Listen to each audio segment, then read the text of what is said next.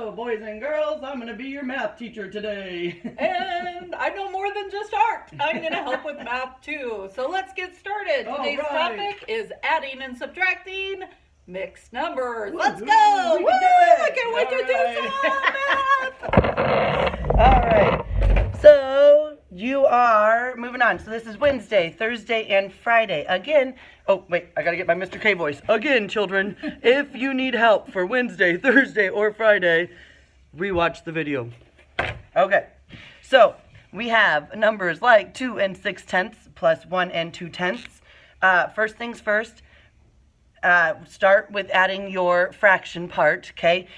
We're not trying to trick you. The denominators are going to be the same. So you can just straight add 6/10 plus 2/10 is 8/10. 8/10. And then I can add my whole numbers, 2 plus 1, which is 3.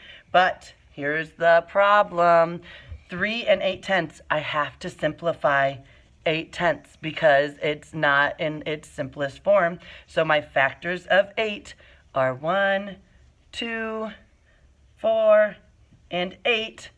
1 we don't worry about, remember, because 1 doesn't change the numbers. Can 2 go into both of those numbers? Yes, that's one of their factors. Can 4 go into both those numbers? It can't go into 10, and 8 can't go into 10. So 2 is my GCF, greatest common factor. I'm going to divide this down by 2. 8 divided by 2 is 4. 10 divided by 2 is 5. Notice I left enough room to squeeze back in. Oops, sorry guys.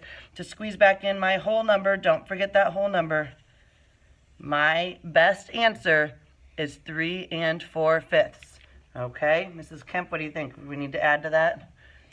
That looks pretty good. Just make sure you always pick your greatest common factor to divide by.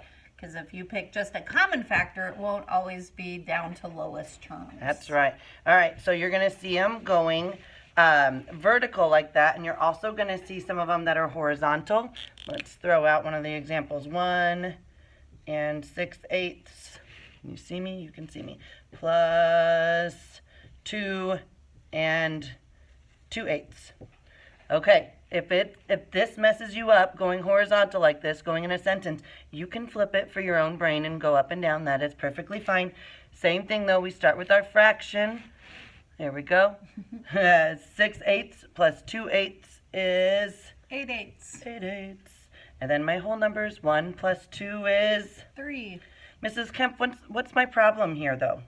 Well, I'm looking at your fraction, and 8/8 equals 1. It's improper. Oh, it does. So if 8/8 equals 1, I can take that and just add it to my 3, and we know that 3 plus 1 is 4. 4. So that's my answer that I'm going to have there. And you are going to have a couple like that. All right, Mrs. Kemp, what do you think? Another addition one, or should we move on? Let's move on to subtraction. Okay. Oh, I meant Mr. Maroff. What do you mean, Mr. Maroff? Yes, subtraction now. So you write, Mr. Koenig. Okay. Let's do 9 and 10/12 minus 7 and 7/12. Got it.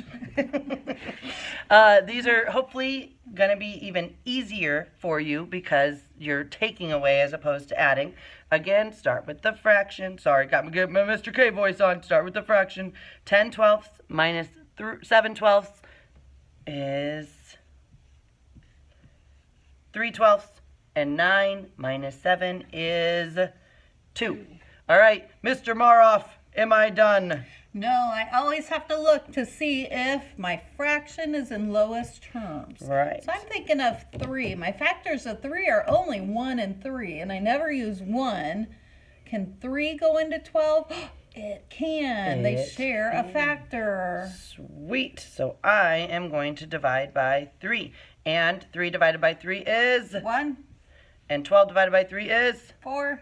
And don't forget to bring over that whole number, which changes your fraction to not 2 and 3/12, but 2 and 1/4. And 1/4. Now that you know how to reduce to lowest terms, we always have to do that with fractions. We do. Do you think we think we're good on that one? I think we're good. All right.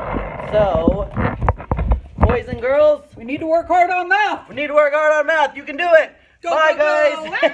go.